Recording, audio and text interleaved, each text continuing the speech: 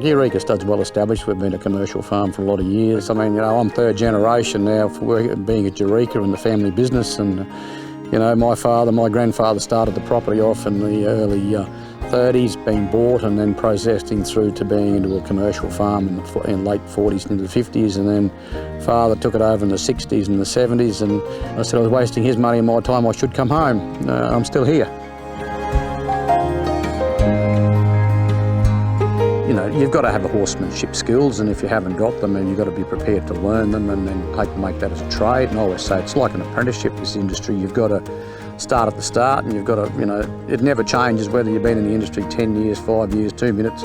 I said you still start at the bottom every morning and you work your way through the day. Over a 12-month period, there's a lot of different segments make up this part of running a farm on a breeding operation such as we are, where you're foaling the foals and breeding the mares and then doing the yearling preparation, and then you're doing the weaning, then you're doing all the education, and then that 12 months is up and you start again. So I think it's one of those things, people have a passion for it, and if they can get the introduction and get the right feeling for it and get the opportunities granted to them, I mean, they're there forever. Once you get into this industry, you don't get out of it because your passion's too strong for it.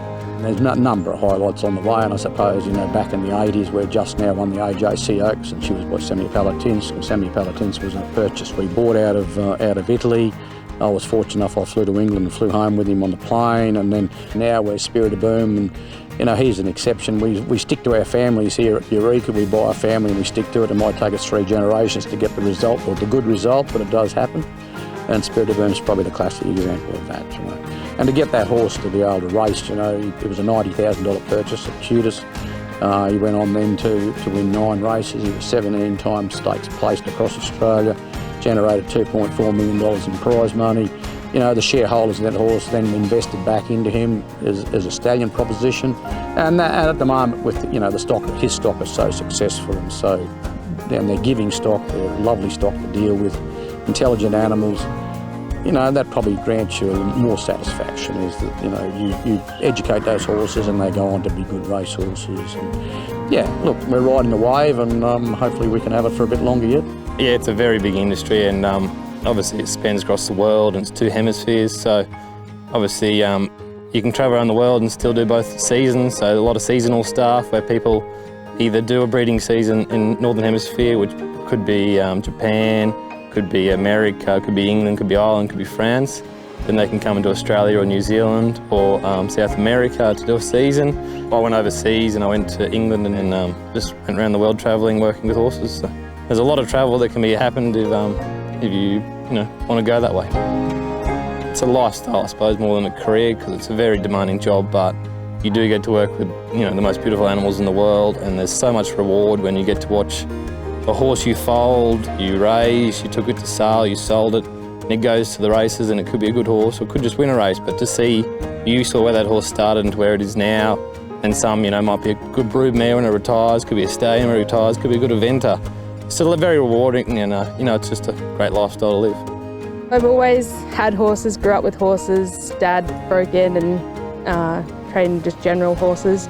And then I got into cutting when I was a bit older. I've always had an interest in breeding, just probably didn't really know where to start or how to get into it. And this course came up and I thought, well, it was worth a try, so it was really great. I applied originally for the fast track program through Thoroughbred Breeders Australia. It was a Cert 3 in horse breeding, and I applied and ended up here. So you learn and get to have a look at the industry and all aspects of it and see what sides you like and what you don't like. I love it. I love the foals and the breeding side. This time of year is the greatest. It's the busiest, but it's the most rewarding seeing all the foals, and especially last year I got to help put them all through the crush and watch them get bred. Now they're all being born. It's pretty great to see.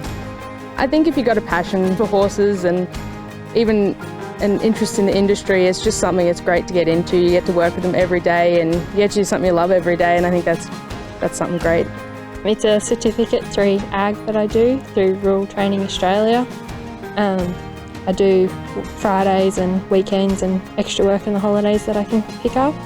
I've always loved horses. I've grown up with them, and the people are good, and it gives you practical experience in what you're interested in. When I graduate Year 12, I'll have a Certificate 3 in Ag, and hopefully it'll give me more opportunities in the horse industry. And in the future, and when I finish school and that, I'd like to just keep going with this and work my way up and learn more and more.